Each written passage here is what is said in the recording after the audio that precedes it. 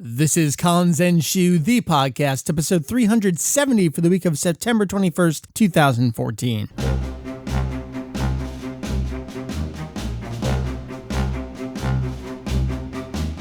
What up, heyo's? Welcome to Kanzenshuu, the podcast, and extension of the all-encompassing Dragon Ball fan site, Kanzenshuu. We cover anything and everything Dragon Ball in hopes of enlightening and a little bit, the entertaining. And by we, I mean just me. My name is Mike, VegettoEX. A little bit different of an episode for you this week. It is just me. I am talking to myself, but we have a full episode, albeit probably a shorter one, of news and mainly Dragon Ball XENOVERSE talkings.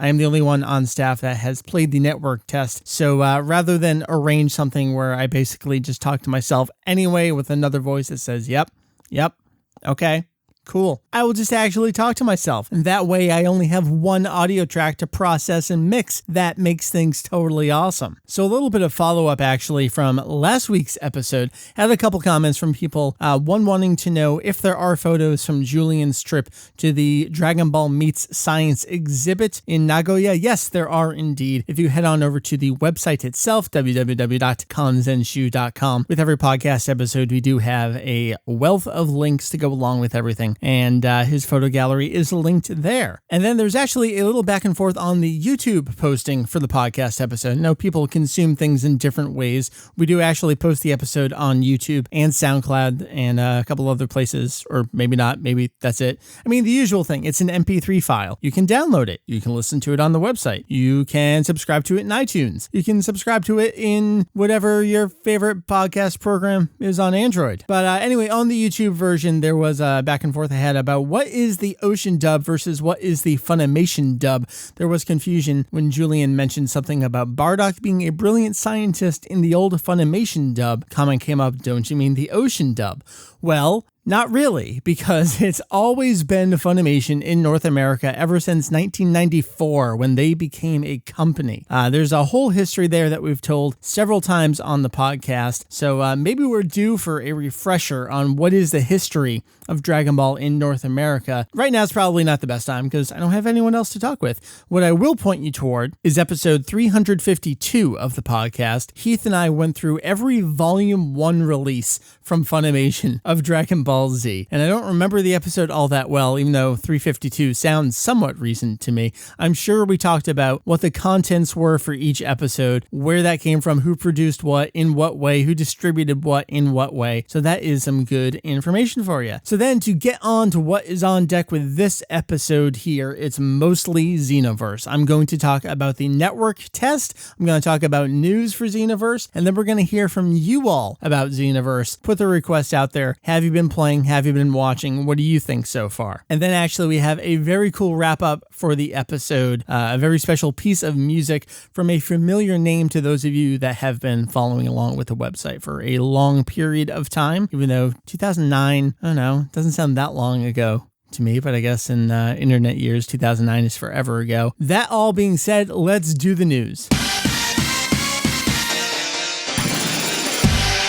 So there's a couple quick things like Zenkai Battle Royale, the arcade game in Japan, that's getting Raditz and Paikuhan as playable characters. There's a new smartphone game called Dokkan Battle, but there's really no information about this stuff just yet. They're just kind of announced. Even the Zenkai update says, we're going to tell you more next issue. And the Dokkan Battle announcement has nothing. It doesn't even say what kind of game it is, anything like that. Although that is coming abroad. It seems to be the first modern era, first ever really, Dragon Ball smartphone game to make its way outside Japan, so look forward to that. And then just today, the Shonen Jump Plus announcement out of Japan just hit, and it's basically exactly what Julian and I said it would probably be when we were talking about it last week on the episode. So good on us. Now we can analyze the Japanese side of things and hit up these business decisions perfectly 100%. Seems like when we try to analyze Funimation and what they might do or will do, that's where we've been wrong ever since I started this site. Julian has an update on that coming to the website pretty soon, so you can read about that. So that brings us to XENOVERSE news. Dragon Ball XENOVERSE, of course, being the new game coming to the Xbox One, Xbox 360, PlayStation 4, and PlayStation 3.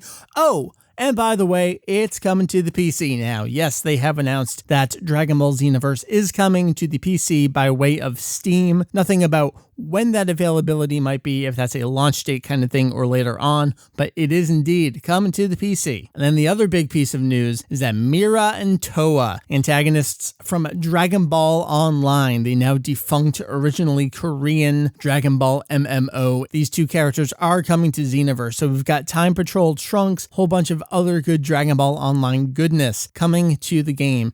So we have a pretty good explanation on who these two characters are in the appropriate update on the homepage. Now, I surrounded their information in kind of a spoiler marking section kind of thing. The reason for that is it seems like a lot of the story, a lot of the overall how this is all coming together is kind of Dragon Ball Online. And so from Dragon Ball Online, we know exactly who these two characters are, what their deal is, what their story is, what they do over the course of their story, at least until the game ended. So if you want to play Dragon Ball Xenoverse fresh, you might not want to read that. At the same time, it seems like some of this stuff is changing as it transfers over to Dragon Ball Xenoverse. Not everything is exactly the same 100% as is from its Dragon Ball Online story. Some things may change. We don't know. But if you want to be completely spoiler free, just read the raw news and stay out of that story spoiler section. I won't go into it here on the show. We will save it for the eventual Dragon Ball Xenoverse release. Other news for the game, it's going to have the Kaioshin of Time, who looks like a little girl, but is actually over 75 million years old. And then there's another mysterious life form named Toki Toki, who lives in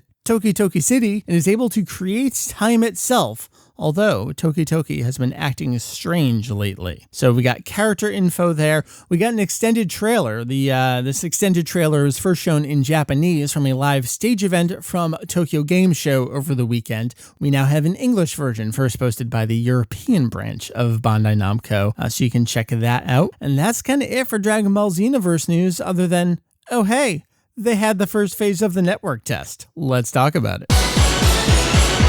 The Dragon Ball Xenoverse network test. So this is a network test. They're very explicit and very specific in how they're calling it a network test and not a beta. It seems like the point of this is to do just that, test the network. Now, Dragon Ball Xenoverse is a fighting game, but much, much more so than any Dragon Ball game we've had before, with the exception of Dragon Ball Online. It is very, very multiplayer focused. There's a hub city. There are NPCs to go talk to and buy things from. In fact, when you first look at some of the stuff going on with this game, you would not be remiss to think that it's a Dragon Ball MMO on consoles, as it really does look like that. You've got your character's name over their head. Everyone's walking around as different flavors of Saiyans and Namekians, at least in this network test. It feels very much like they're taking Dragon Ball Online and bringing it to consoles. They're kind of consolifying what the Dragon Ball Online experience seems to have been, which was getting together with your friends and playing these different versions of the Dragon Ball timeline story, an original story, except transposing it to a fighting game with a little bit of MMO sprinkled into it, rather than an MMO with more MMO sprinkled on top of it. Now, there's going to be two phases to this network test. The first one is what we're talking about. That just happened. That was for Japanese account holders only, and both phases are only on the PS3. It's the kind of thing where you had to register ahead of time. You downloaded this little thing from the PlayStation Store that entered you into the running to potentially play the network test when it became available. I feel like I was very lucky to get in on this first batch so we can talk about it here and really get a feel for where this game is heading. So it started up, it was 9 p.m. Japan time, so that ended up being 8 a.m. my time over here on the Eastern Coast. So up bright and early, full of coffee, ready to go. It was pretty much ready to go exactly at that time, except for the wealth of issues it was having. The biggest one was once you created your character, that stuff was totally fine. You could get in,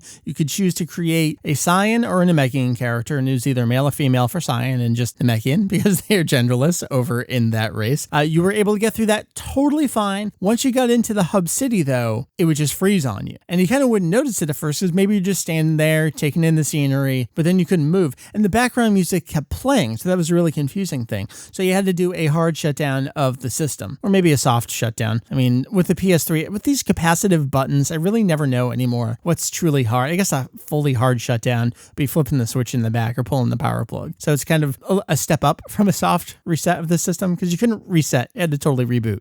Anyway, that was an issue, and that was happening for a while, and it became such an issue that Bandai Namco actually had to do emergency maintenance on the network test to fix this issue.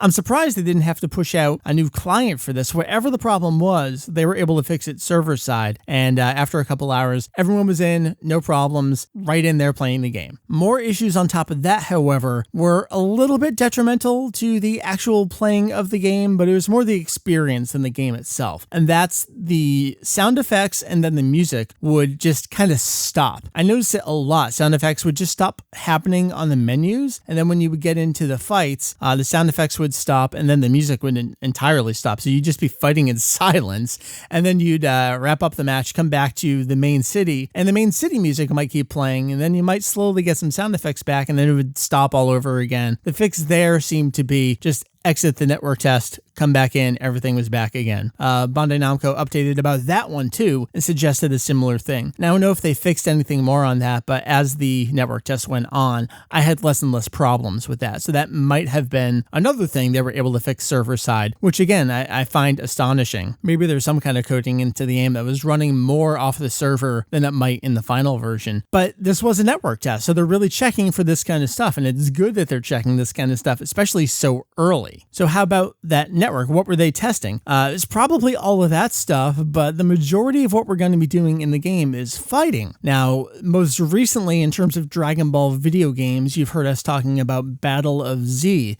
Kieran and I reviewed that game, and I know we talked extensively about how awful the netcode was in that game. The waiting for synchronization, basically the game would just come to a standstill, just freeze, just stop every couple seconds. And unless you had a really solid connection between friends really close to each other on the same continent, it was just basically impossible to play. Battle of Z, its main focus was these giant online battles 4-on-4, and it did not work. So with the Xenoverse coming in and being an online fighting game and also having a lot of online focus beyond that, it's got to work. It has to work from the start. It can't be one of these things where they fix it over time. That's kind of how MMOs work. You know, you have all these login problems on launch. I went through that with Final Fantasy XIV and Realm Reborn. You know, you kind of get through it. It's server stress. But Dragon Ball's not an MMO, and especially of that caliber. I mean, it's sort of an MMO, but people are going to expect this to just be a Dragon Ball game that just works. So I really applaud Bandai Namco for getting in this early and really checking out their netcode and how it works with the server versus your local client. Good on them. So how was my fighting experience? It was, I'd say, mostly great, actually. So you had two types of fights that you could do in the network test here. You could do multiplayer, which was 1-on-1, 2-on-2, 3-on-3, or you could do these, what were the parallel quest stories, which are story mode fights you do that are not exactly as they are in the original story itself. So for example, one of the two fights was you along with Raditz versus Goku and Piccolo. And then the other one was you were up at God's Palace and you fought against Tenshinhan, Yamcha, and Kuririn. And so you were with teammates and you fought against them. So these were the parallel quest ones. With the parallel quest matches, it was kind of as you would expect. The more people you brought into the mix with the more varied connections, it could get a little laggy. Overall, though, it was still extremely playable. My one-on-one matches were flawless. I was really, really surprised how well the one-on-one matches went. Not a single bit of slowdown. I mean, maybe it was the people, maybe they were close. It's hard to tell because it's supposed to be a Japanese network test. Tons of folks like me who are not Japanese getting in on it. The only text entry you can do in the game is from a preset bunch of, I think it's 4 pages of 10 each. So it's like konnichiwa, konbanwa. So you enter in these selections. I mean, like I can read it. Maybe someone else can.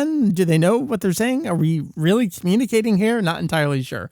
So it was hard to tell if I was fighting against someone unless you responded to me on Twitter. We did have 2 of those folks come out there like, hey, I found you. Here's a screenshot of you. So thanks to all you folks. Unless you could really tell who it was you were fighting against, it was hard to tell where they were in the world and how that was going to affect the netcode. But just overall, as a network test for this first phase, super, super impressed. So I guess we gotta backtrack a little bit. You get in there creating your character. I mentioned Cyan Namekian. You you could customize an okay amount of stuff. You could do lots of types of hair, obviously, ears, nose, eyes, that kind of stuff. And you have a basic outfit that you start with that you can customize mostly the color and the trim color, that kind of stuff on. And then as you play the game, you rack up currency that you can then go over to one of the NPC shops and buy more things. So I bought the regular boots that you see throughout the series. I ended up with Piccolo's turban, I think, which I don't think the turban I could equip to myself. I'm not entirely sure. Maybe I could. There were some things that you can buy that you can't equip on your current character. So you'll see there's the Saiyan, the Human, the Namekian, the Majin, and the Frieza's clan. I think those are the races. Those are all the races. And there were little icons that say, like, you can use this one with this race. This works on all races. This only works on this race. So there's enough visual stuff even over here in the Japanese network test. So you could kind of make your way around pretty good. And all the shops actually their names were written in English on the shops themselves. The menus are all completely in Japanese. The main menu name would be listed in English once you went into that selection itself. So you could kind of trial and error your way through enough things. And most of the menu system was written in katakana. So if you have a grasp on that, you were able to get through it pretty okay as well. So that's the customization options. And I mentioned the parallel quest fights that you could do. Those have extra conditions for extra stuff in the matches that if you fulfilled them, you could do another fight against another character. So for example, in that first one, a couple times I fought against Gohan, who breaks out of the space pod. He's in his little 4-year-old yellow with the Dragon Ball cap. You fight against him. And then on the second fight, I'm not sure if anyone noticed this, but after you defeat the 3 main characters, there's actually some collectibles around the stage. You have to enter into your scouter mode to see where they're hidden, then you could pick them up. I'm not entirely sure what those contributed to. It didn't seem like anything ever happened. Although a couple times I fought against another character who came out of the palace there, but then there was this little spinny thing in the sky after you defeated the 3 that you could go through to another area and have a follow-up fight. I think it was Goku and Piccolo through there as well. I kind of can't remember who you fought against once you went through there. So there was a good variety of matches. Even though there were only 2, it felt pretty different every time you played. Just, you can't really communicate with your teammates while you're fighting, but depending on how many times they've played it, how many times they'd explored all the options for the stage and what to do on it, you had a different outcome each time you played. I mean, not entirely different every single time, but of those couple options for an outcome, you might do something different each time. And that racks you up currency, and then you go over and you buy more stuff, you buy more techniques. So I guess we have to talk about the fighting itself. The big question I've been getting from people is, what does it feel like? Does it feel like a Budokai game? Or does it feel like a sparking game, Tenkaichi game? It feels like both. Now, Xenoverse is being made by Dimps, who made the Budokai series. They also did Shin Budokai on the PSP. They did Burst Limit. They came back and did Infinite World, and they've been gone for a while. It's been Spike ever since then, doing the free roam 3D fighting games. So here we have Dimps back in the mix doing a free roam 3D fighting game. But does it feel like an older Dimps Dragon Ball game? Yes and no. And I say it does. I think that's the weight of the characters, if that's the best way to describe it. When you play a sparking game or Raging Blast game, you can kind of just fly wherever you want, and it just, like, boom, you're there. And it does feel that way in Xenoverse, but you're also very grounded as you're fighting in the air, if that makes sense. They really do feel like they have a weight to them. The way that you can do little hops even in the air, I think just brings it back to feeling like you're really grounded as you're fighting, spinning around each other, teleporting back and forth. A lot of these interrupts, like the teleporting behind your opponent, it felt much more like the Budokai games than it did the exact same kind of technique over in the sparking games. It's hard to describe it. I think when you feel it, it just feels like, yep, Dimps made this. But overall, it did more feel like a sparking game just because of that free roam, free flying, locking on, flying really fast toward them, doing a combo, continuing that combo. And then you start getting that Battle of Z feel that I think Art Dink nailed, if that's what you were looking for. But Battle of Z was very team. It's almost ironic that Battle of Z had a class system to it, where you had your melee fighters, your interrupt characters, your healer characters. Over here in Xenoverse, as far as we can tell right now, and there's not a lot to go on, everyone is just a straight up, I guess you would call them a melee fighter, although you get other techniques. Like I added on the Taioken at some point, so I was blinding people with that. But overall, you're just straight up fighting. I never felt like I had to hold back and heal someone because I don't think I can do that. But even if I could, Xenoverse really wants you to get in the mix rather than standing back and doing something. So it's like they took away the MMO elements of the Battle of Z multiplayer matches with the class system and put the MMO back where the MMO,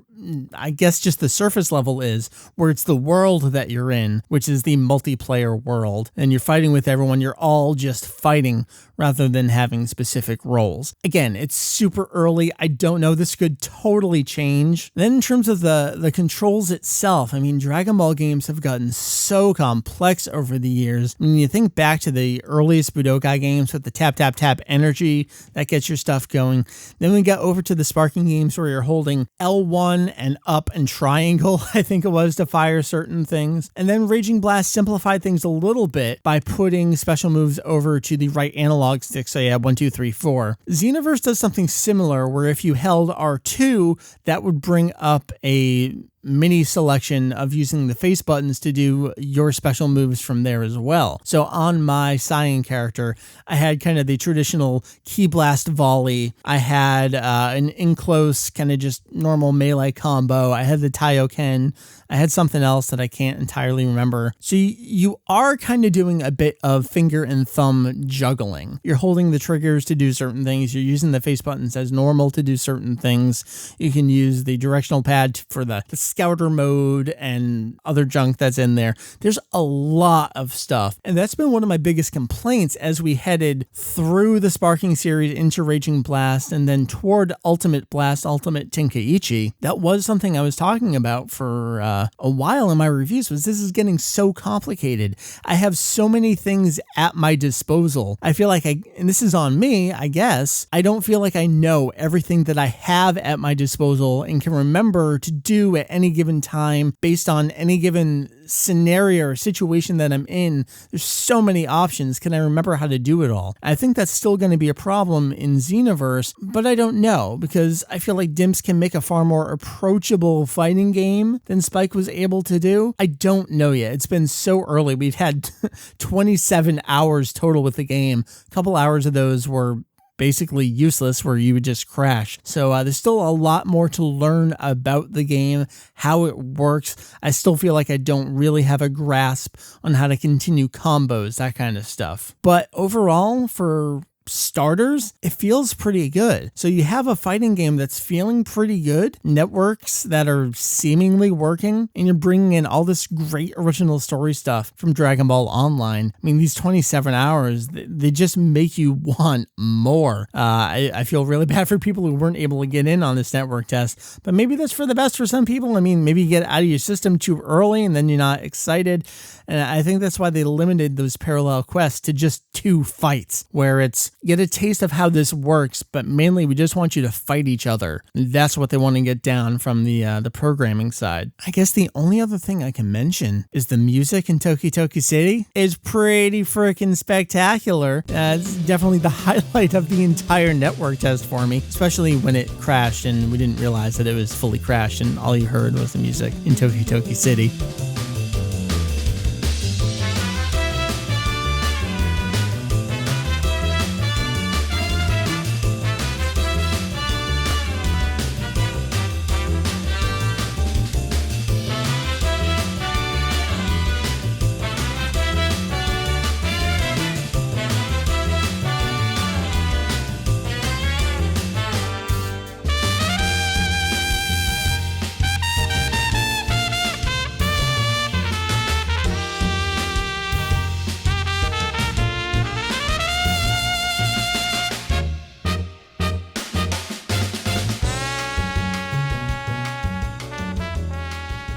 So I think that's going to wrap up my initial thoughts on the first phase of the network test for Dragon Ball Xenoverse. The second phase is coming pretty soon. It's going to be that first week in October. It will be global, although Bandai Namco Europe is the only extended section of the company that has announced anything and provided a sign-up form. Curious to see if the US branch is going to get in on this. I feel like they're going to, but we've heard nothing about it. So those are my thoughts. Let's turn it over to your thoughts so far. Asked if you've been playing it, have you been watching it, what are your thoughts? These all come from Twitter. You can follow us at Kanzenshuu. Thundershot75 says, I think its multiplayer fighting system is going to be better than Battle of Z's, and that's not even the game's main focus. Wow.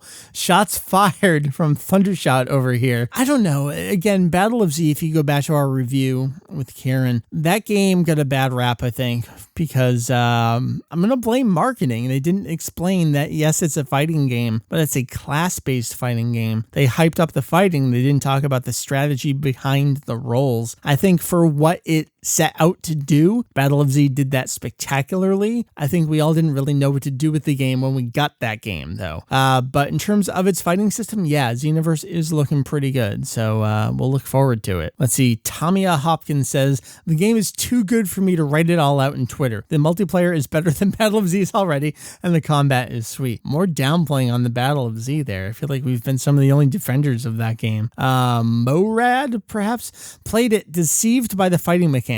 It's incredible how Dims can make awesome Budokai gameplay and not implement it. So you're looking more for, I don't know, did you feel the same way where it was very approachable here and not as deep as you want it to be? I don't know. I really feel like I need to play more of the game to get a feel for how the fighting really, really works. Let's see, the Kaizoku Rufi over on Twitter as well. Game was awesome. It was super fun kicking ass and firing Kamehamehas with my Namek. Yeah, I mean, that's always going to be super fun, assigning special techniques to characters and races that are not supposed to have that. David says, I'm loving everything I'm seeing so far. It obviously needs more polish though. I wouldn't mind if they pushed it back to June. Yeah, all we have right now is early 2015, so that's got to be before June, right? We don't have a date, so I'm very curious to see how it's going to go. Randy says, the return of Dimps is something I think we sorely needed. Looking at what we have so far, it's impossible not to be excited. Then Justin says, recent Tokyo Game Show gameplay looks like Budokai style, but with an added Z-axis. Does it feel like Budokai, Tenkaichi, or a mix of both? Yeah, like I said, it definitely feels like a mix of both.